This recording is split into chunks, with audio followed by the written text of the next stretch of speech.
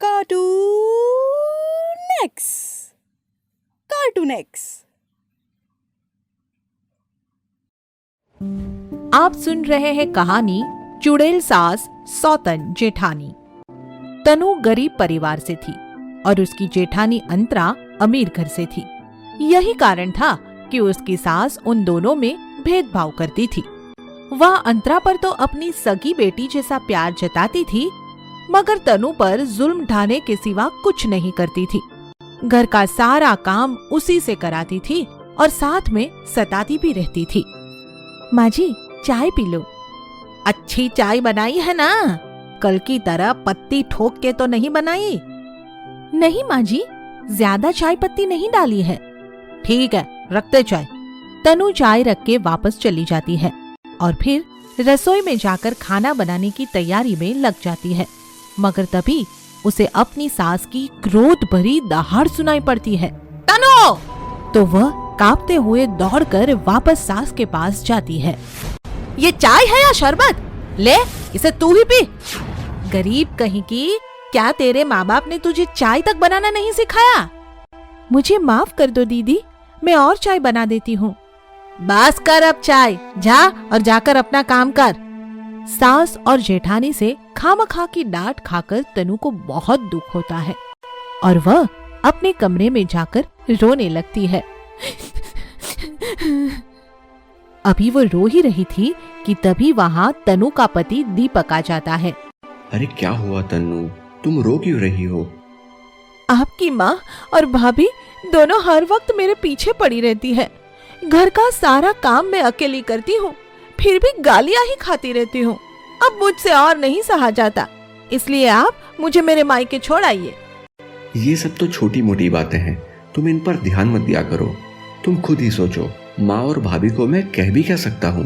मैं तो तुम्हारे साथ हूँ ना, बस यही काफी है।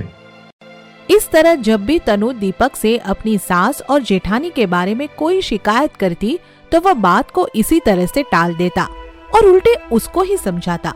इसीलिए अब तनु उससे इस बारे में कुछ भी कहना ही छोड़ देती है और अपनी सास और जेठानी के जुल्म चुपचाप सहने को मजबूर हो जाती है।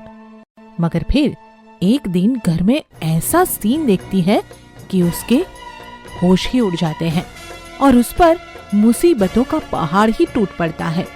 वह अपनी जेठानी को दीपक की बाहों में देखती है और उनके बीच के इस नाजायज रिश्ते पर स्तब्ध रह जाती है।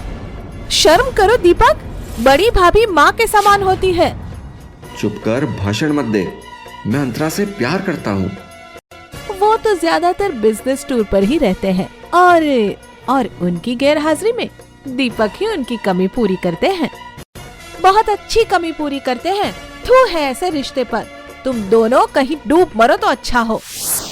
इस घटना के बाद तो तनु का दिल ही टूट जाता है और उसका अपने पति पर से भी भरोसा उठ जाता है।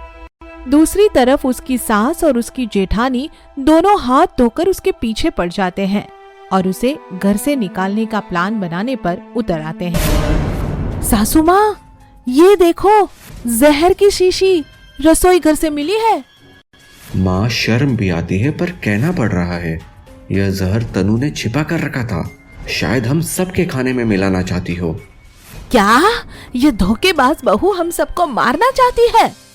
सासू माँ, आप बोली है और आपकी छोटी बहू बदचलन और आवारा टाइप की है, कुछ भी कर सकती है। अपनी जेठानी की ये बातें सुनकर तनु को भी ताव आ जाता है और वह भी उसे बुरा भला कहने पर उतर आती है। बदचलन और आवारा मैं? बल्कि तुम हो अंतरा। जरा अपने आप से पूछ कर तो देखो। देखा सासू माँ, कितनी जबान निकाल आई है। तनु के बोलने और अंतरा के भड़काने से सास आग के गोले में बदल जाती है और तनु के लिए सचमुच चुड़ैल बनकर उसकी पिटाई करने पर उतर आती है। तू हमें जहर देगी, हमें मारेगी, हम तुझे क्यों ना मार दे? हम बेकसूर हैं, हमें मत मारिए सासू माँ, हम बेकसूर हैं। चुप कर डायन, आज से तेरा खाना पीना सब बंद, समझी? अब तनु की चुड़ैल जैसी सास और सौतन बन बैठी जेठानी दोनों उसे सताने के साथ साथ भूखा रखना भी शुरू कर देते हैं।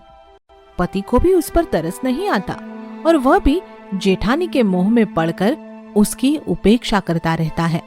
इस तरह कुछ दिन तक तो तनु उनके अत्याचारों को सहती रहती है, मगर फिर जिंदगी से हार मानकर आत्महत्या का फैसला कर लेती है। अब तो हद हो गई है और नहीं लगता कि भगवान कभी मेरा भी साथ देगा। अब तो शायद मर जाने में ही भलाई है।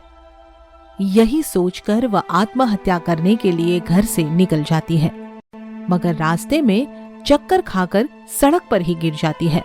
मगर कहते हैं ना कि जब तक भगवान न चाहे तब तक न बंदा खुद मर सकता है और ना ही कोई और उसे मार सकता है।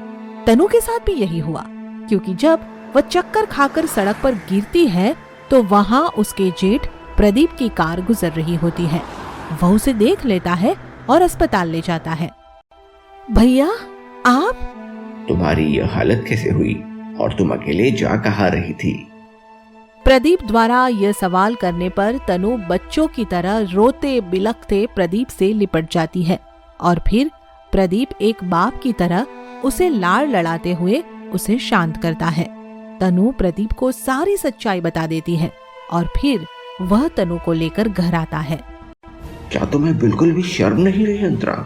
बदचलन तो तुम खुद हो और बदचलनी के नाम पर अत्याचार इस मासूम तन्नू पर कर रही हो। तुम यह क्या कह रहे हो प्रदीप? मैं जो भी कह रहा हूँ सच कह रहा हूँ। तुम सास के नाम पर चुड़ैल और अंतरा जेठानी के नाम पर इसकी सौतन। यकीन न हो तो इससे ही पूछ लो। सच्चाई को सामने आता देखकर अंतरा घबरा जाती है और फिर सारा इल्जाम दीपक पर ही मढ़ देती है।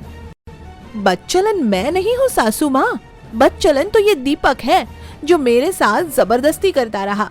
मैं तो इसकी पुलिस में रपट लिखवाऊंगी, कहूंगी मेरे देवर ने मेरी इज्जत लूट ली है।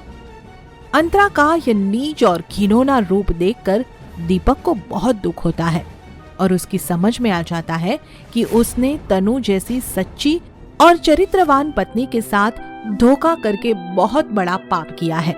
इसलिए वह तनु से माफी मांगता है। मुझे माफ कर दो तन्नू, मेरा पाप माफी के काबिल तो नहीं, मगर फिर भी मुझे माफ कर दोगी तो मैं जीवन में भूलकर भी कभी ऐसी गलती नहीं करूंगा। प्रदीप के समझाने पर तनु दीपक को माफ कर देती है और फिर दीपक उसे लेकर अलग घर में रहने लगता है। आगे की मजेदार स्टोरी के लिए चैनल को सब्सक्राइब करें और बेल आइकन प्रेस करना ना भूलें।